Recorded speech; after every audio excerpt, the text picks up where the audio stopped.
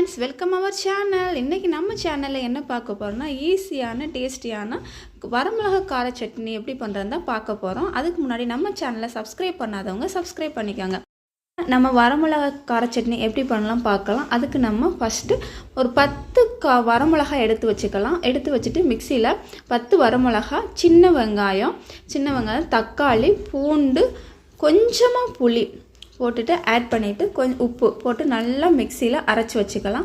மிக்சியில் அரைச்சதுக்கப்புறம் கடாயில் எண்ணெயை ஊற்றி நல்லா காஞ்சதுக்கப்புறம் எண்ணெய் வந்து கொஞ்சம் எக்ஸ்ட்ரா ஊற்றிக்கலாம். ஏன்னா அப்போ தான் வந்து நம்மளுக்கு சட்னி வந்து டேஸ்டியாக இருக்கும்.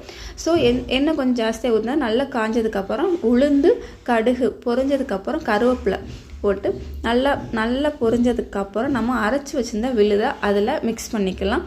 நம்ம தண்ணி ஊற்றக்கூடாது. ஸோ நம்ம மிக்சியில் ஒட்டியிருக்கிறத சும்மா 1/4 கிளாஸ் தண்ணி எடுத்து மிக்ஸ் பண்ணி அதில் ஆட் பண்ணிக்கலாம். நல்லா கொதிக்கட்டும். நம்மளுக்கு நல்லா மிக்ஸ் பண்ணி விட்டுட்டு நல்லா கொதிச்சிருங்க. உப்பெல்லாம் செக் பண்ணிவிட்டு கொதிச்சதுக்கப்புறம் நம்மளுக்கு அந்த கீழே இருக்க எண்ணெய் வந்து திரண்டு மேலே வரணும். ஸோ அந்த அளவுக்கு நல்லா கொதிச்சதுக்கப்புறம் ஒரு டேஸ்டியான சிம்பிளாக தான் இருக்கும். நீங்கள் வந்து வெங்காயம் தக்காளி வதக்கி சட்னி அரைக்க லேட் ஆகும். ஸோ இது வந்து ரொம்ப சிம்பிளாக தான் இருக்கும். டக்குனு சட்னி அரைக்க ரொம்ப டைமிங் தான் ஆகாது. ஸோ 5 மினிட்ஸ் தான் ஆகும்.